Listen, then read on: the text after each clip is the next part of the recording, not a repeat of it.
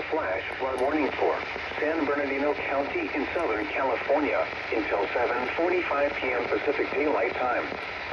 At 4:42 p.m. Pacific Daylight Time, Doppler radar indicated thunderstorms producing heavy rain across the warned area.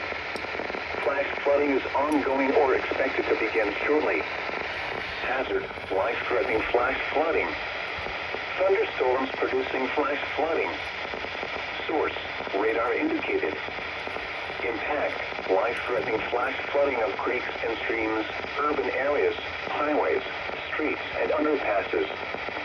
Some locations that will experience flash flooding include Mountain Pass, Kingston Road, and Excelsior Mine Road. Turn around. Don't drown when encountering flooded roads. Most flood deaths occur in vehicles. Be aware of your surroundings and do not drive on flooded roads. In the late rain, there are hundreds of low water crossings which are potentially dangerous in heavy rain. Do not attempt to cross flooded roads. Find an alternate route.